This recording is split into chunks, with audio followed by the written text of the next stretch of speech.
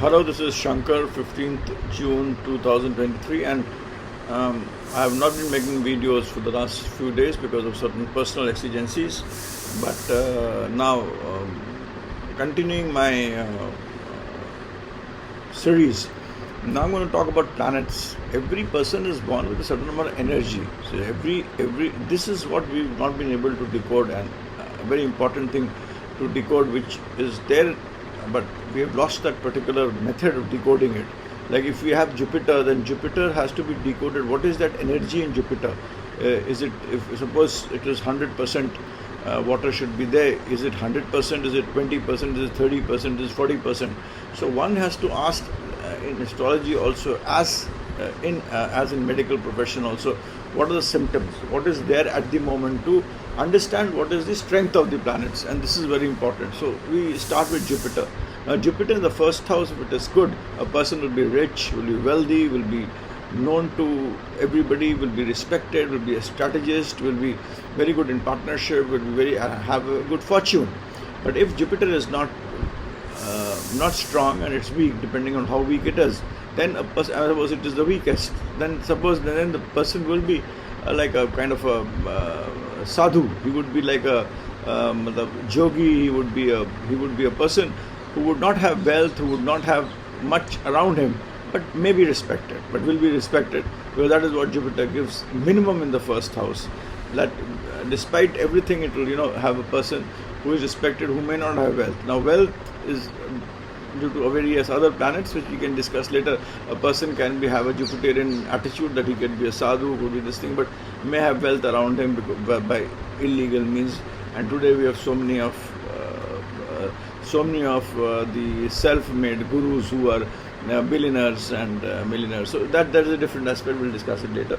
Jupiter in the second house will give you kind of a good family, a lot of accumulated wealth, good finance, good liquidity, and a very happy family life. But if Jupiter is not good, it will not give either of these things. It will give you a bad family life, it will make you poor, you will have a problems in day-to-day liquidity. Jupiter in the third house would make you a person, generally makes a person who's like a lion, who can fight, who's a fighter. But if Jupiter in third house is weak, you will be, a coward. You would not have wealth, and you would be spreading negativity around. So that is what Jupiter in the third house does. Jupiter in the fourth house would be a person who would actually, make his own destiny, make his own house, by his intelligence, do a lot of things. But if Jupiter is not good there, the person will, make his boat sink by his own foolishness, and he will not be able to even cross the river. Cross the river of life, I mean to say. Jupiter in the fifth house, if it is strong, the birth of a child will give him luck, will give him more money, more destiny, betterments. So, people who are having Jupiter in fifth house and good should go in for a child early, because that brings luck to them. And if it is not there, he will not have a child. In fact, the first child may be a stillborn child. So you have to ask the person, what if you have Jupiter in the fifth house, did you have a first child which is stillborn, or there was a problem, things to that effect. That will give you an understanding of what is the strength of Jupiter, without going too much into the calculations. Calculations may not be right, and I told you that the missing link between understanding the energy of the planet which is there. Jupiter in the sixth house actually gives a person whatever he wants. He will get things without asking. He will get things without, even he doesn't desire, he will get things. It will be all at his feet. But Jupiter, which is not good in sixth house, will make a person poor, will make a person, asking for things, could even in extreme cases make him a beggar, doing menial work. Jupiter in the seventh house will make a person who is a person of principles, person who's good in partnerships, person who is good with